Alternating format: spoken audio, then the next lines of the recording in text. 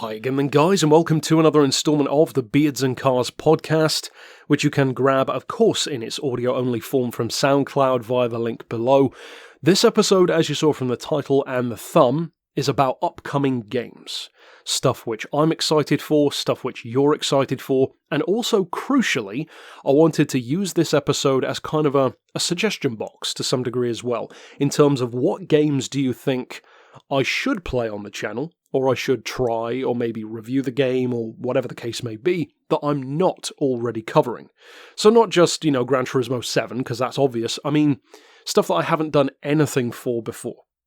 So for instance, maybe a new Need for Speed game, or, some mobile game, which I'll be honest, that's unlikely, but, it's a suggestion, that's the point. Maybe something like Isle of Man, a tourist trophy game.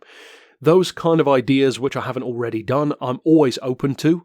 I'm not guaranteeing I'll do all of them, of course, but I'm open to suggestions, especially if there's like some smaller game that I haven't heard of, for instance. So I'm going to just run through, relatively briefly, some of the games that are coming out which I'm the most anticipating, and which I certainly plan to do at least some, perhaps even a lot, of content for on the channel. And of course, you can't make a list like this on this channel without covering Gran Turismo first. So that is exactly what I'm starting with, obviously Gran Turismo 7. Gran Turismo 7 has been a hot topic for a long time. Was it even going to happen? Was sport already 7? All these kind of conversations are now out the window because it is that is the next game. Of course, I've covered GT7 a lot already in previous installments of this same podcast. So if you're new to the series, I would urge you to go back on the channel and watch some of those as well. I've covered some topics such as breaking down all the stuff which we've seen in the trailer so far. Is our hype too much for the game? An entire discussion just on that kind of stuff. So again, I'm not going to get hugely into GT7 in this video. It's just on my radar. Of course, I'm looking forward to GT7. It's going to be a huge part of this channel. I mean, look at GT Sport, for instance. I'm still putting out content for that to this day, and it's by far the smallest Gran Turismo title in a long time. So if you can get that much content out of so much of a smaller game, well, of course, GT7, if it is larger, or even if it is the same, but chances are larger, it's going to give us a lot to work with. I mean, GT6, for instance, just kept on giving because of the sheer amount of cars and stuff that you could do in the game. And of course, the older games even more so, GT4 and 5 with massive career modes. So yeah, my hopes are up for sure for GT7. I'm trying not to get overly hyped for it, expecting ridiculous things, certain cars or tracks which seem unlikely. But even just based on what we've seen and can already confirm, stuff like Carrera GTs, Trial Mountain, 911 GT1s, that kind of stuff, it's already exciting stuff to some degree. So, of course, GT7 is the top of my list. Hand in hand with Gran Turismo on this channel has always been Forza content, of course, and that is actually a little bit more up in the air, because as far as I know, unless they've announced something different, Turn 10 said that the next Forza game was, I believe, going to be something a bit different to the Motorsport titles, to the Horizon titles. Now, of course, it could just end up being Forza Motorsport 8 or Forza Horizon 5, or maybe even both. I would be fine with that, to be honest, because I love both, especially Horizon lately. I used to be more of a Motorsport guy up until the 4th game, with that one being my favourite Forza game overall.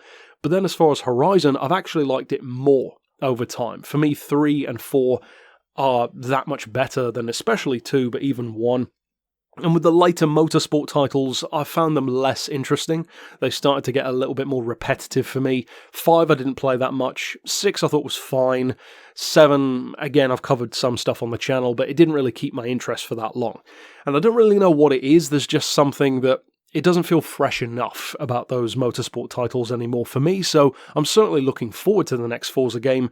But I am curious to see what it is that will be different. There are two things I can think of which would be potentially different. You could either have a game which, instead of releasing Motorsport and Horizon, you could release something with both in one. So for instance, a Forza game which has an open world map, but also circuits. I think that could actually be an interesting combination game. I don't know what you'd call it, like Forza Ultimate maybe, something like that, Forza World, but I think that could be cool. It would be a bad business move because you'd sell half as many games instead of having 2 separate ones, but again, it depends on what they're doing. The thing which I would love Forza to do, Turn 10, technically, is actually to make a Forza motorcycle game, in a similar way to what Polyphony did with Tourist Trophy, being the Gran Turismo of bike games. I would love to see Turn 10 even, make a Forza motorcycle game. I think that would be really cool, and with Forza's funds and the people that they've got working there, they could make a pretty huge game, and it could potentially blow something like Ride out of the water. Speaking of Ride, as a little segue, that is another game which I'm certainly anticipating, Ride 4. I know a lot of you guys aren't as interested in motorcycles on the channel, but for those of you who are, chances are you're also looking forward to this one. We've seen a couple of teasers. It is being released, we know that for certain. It's not just a vaporware thing at the moment. And the previous 3 games, I've played them all. I like 2 the most. 1 has a lot of promise. Of course, it shows its age, especially for graphics. Number 3, I like a lot of it. The career mode structure is a little repetitive for my liking, but I still think there's a lot to love, certainly when it comes to the graphics and, the physics and the bikes. Takes getting used to, that's for sure, and initially I didn't like the physics, but it is more realistic.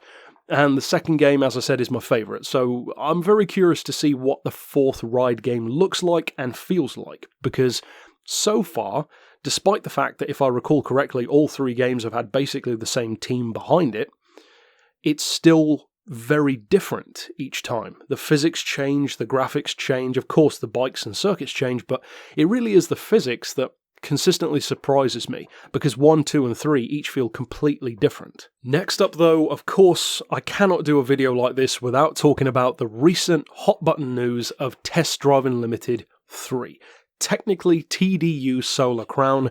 Of course, I covered it last week. The video did actually a lot better than I thought it was going to do. In fact, it got similar kinds of views to what my GT7 stuff would actually usually get, which is shocking to me. And of course, we had the teaser trailer in the Nacon Connect livestream, which gave us a little bit of a better look. We saw some of the development of graphics. We now know, based on what that guy said in the video, that it is based on a similar physics engine to, for instance, WRC8, which I think is going to be cool, feel the weight of the cars, drifting them through corners. Because as much as I love Test Drive Unlimited, especially the first game, I like a lot of the second game, but the first one is really where it was perfect for me. I do find the physics and the handling in those games pretty unique, and that's like the best way of putting it. It certainly takes some getting used to. The motorcycles in the first game in particular are very strange, because you kind of turn and then you can let go of the controller and the bike will just keep on going that way for a couple of seconds. So it's kind of a weird system to get used to. Even with the cars, the handling is kind of weird. And of course, Test Drive has always been more of an arcade approach. It's not trying to be super realistic. The performance and the spec actually does tend to be pretty accurate more often than not. It's more the handling which isn't. So I'm definitely looking forward to the next one. I do have high hopes from it, but at the same time I'm trying to keep them measured. Because from what we've seen, it looks to me like the third game, Solar Crown, is going to take more inspiration from the second game than the first one. And although I think maybe even most people would be happy about that, as I said, I am more of a fan, and have always been more of a fan of the first one. Because to me, the first game, it just has this certain crisp exoticness to it, which the second game doesn't have. The second game has brighter, more vivid, borderline cartoonish graphics, which I wasn't as much of a fan of. In the first game, it was almost a benchmark, to be honest. I believe Test Drive Unlimited 1 actually won an award based on the interior graphics of the cars, because at the time, Forza, if I recall correctly, didn't even have an interior cam in the first Forza game, and Gran Turismo certainly wasn't going to match it at the time. So yeah, it was a benchmark in its own way. Test Drive Unlimited 1 doesn't get the kind of respect that it deserves anymore, having incredible interior design on all of the vehicles, having cars and bikes, which is something that was very rarely done, even to this day. Project Gotham 5, or 4, I should say, is another perfect example. And in terms of the map, open world racing is kind of a known thing now, but at the time, the scope that they made that game have was almost unheard of. It was a massive map. on multiple consoles as well, which is something you don't see anymore that much as well. It was on, I believe, the Xbox 360. Well, it definitely was on the 360. It's on the PS3, the PS2 as well, which is something you do not see that much anymore. You're not going to see Gran Turismo 7 on like a PS3, PS4, and PS5, for instance. They even released it on the PSP, and Test Drive Unlimited was great on the PSP. Such a massive game to have on a small console. So yeah, I love the first game. Second game has a lot to love, of course, and it has kind of an importance in my real life because I bought my first car, the car that I still own, because of that game, the Touareg V10. And of course that wasn't in the first game, so I still have a lot of love for both games, but I'm very curious to see what the third one turns out to be like. I really hope that they have motorcycles in there. At the same time, it wouldn't surprise me if they saved motorcycles for some kind of DLC pack, which is what they did in the second game. I hope they don't, but it wouldn't surprise me if they did. The next game on my list of anticipation is probably the one that I'm technically looking forward to the least, purely because I don't know that much about it, and we haven't seen, as far as I know, really anything about the game. And this one was actually, incidentally, on the same live stream from Nacon about Test Drive Unlimited 3. And I know that some of you guys who watched that live stream also saw this game being talked about as well. And it's called Rims Racing, RIMS. And it's another motorcycle racing game. Might be a rival for Ride, potentially. We'll have to wait and see. The reason why my expectations are there but measured is because I like the things that they're saying as far as, the team behind the game are motorcyclists themselves. That's always a good thing as far as getting the realism down. They're aiming toward a lot of road-going bikes, which is always good news for me. That is something that I pay a lot of attention to, because yes, you've got stuff like the Isle of Man games, you've got the MotoGP games, but those have never interested me. For the same reason that Formula 1 doesn't interest me. They're just all the same. They look the same, they sound the same, they feel the same. I'm just not interested in that kind of racing. I have to have some variation, and of course you get that more than ever when you're talking about street vehicles. So having street bikes in the game interests me so much more. I'm interested to see it, but we didn't see any footage or screen grabs or anything of the game in that announcement trailer. It was just that, just a guy talking about what they were doing. So yes, I'm excited for it. I'm always looking for a new great motorcycle game, but my expectations are very low purely because I have next to nothing to go on. I'm curious to see how it goes though. And last but definitely not least is Project Cars 3. Project Cars is a game which I've owned for a long time, the first and the second game. I tried the first one. I got it, I get what they were going for. I remember being super hyped when I first saw I believe it was crowd-funded footage. The first footage I ever saw of Project Cars was like a Lotus 56 or something like that, an old Lotus Grand Prix car going around the California highway in cockpit cam. And it looked incredible. It looked unbelievably good for the time. Then, of course, the first game came out. I bought it a while later. Tried it out. Physics didn't really do it for me. It certainly felt realistic, but it just wasn't my style of game. I don't like using a wheel, and it just didn't suit that. It was so clearly designed for wheels, same as AC was, so I basically just didn't play it anymore after that. Stuck to Gran Turismo and Forza and Test Drive and all of these other things. Then, of course, I wanted to start doing it on the channel, especially the second game. So I looked up a video of how to set up your controller. I tried a few different recommendations. Some did work, some didn't. Finally found one which was good enough for me to work with the game. And of course, now I do Project Cars 2 content. I've done like 4 or 5 car reviews. I've got more coming out. And I'm actually looking forward to the third game as well, because a lot of people are completely understandably concerned about the look of Project Cars 3. And although I'm not concerned about it, that's because I'm not a super fan. To me, I probably feel about Project Cars 3 the same way how a lot of people felt going into Gran Turismo Sport without playing any of the previous games. You have no allegiance to the series, you're not a super fan, so you don't really have anything to compare it to, so you just enjoy it for what it is. I can totally understand where those people who don't like the look of Project Cars 3 are coming from, because that's more like me coming as a Gran Turismo 1 to 6 fan, not liking GT Sport as much. That, I'm sure, is what it feels like for those people, because with Project Cars 1 and 2 being so focused in on being a sim, Now with the news of the third one being more accessible, more controller-friendly, with this weird kind of livery and modification vibe that trailer had, it would concern me too, I'm sure, if I was a super fan of the series, because that's not what it was, in a similar way to how GT Sport is not what Gran Turismo was before. So, for me, I'm looking forward to it. I'm very curious to see how it feels. I kind of feel for those people though, because I wouldn't be happy either, probably, if I were them. If I wanted that super hardcore realism side of things and then it's suddenly being changed. And let's be honest, the reason why it's being changed is not because of players, it's for money. Because the more accessible you make it, the more you'll sell. That's just a simple fact. So, yeah, I get the argument against it, but I'm actually looking forward to it as more of an outsider. Not a super fan of Project Cars, but certainly someone who would like to feature it more on the channel and play it more.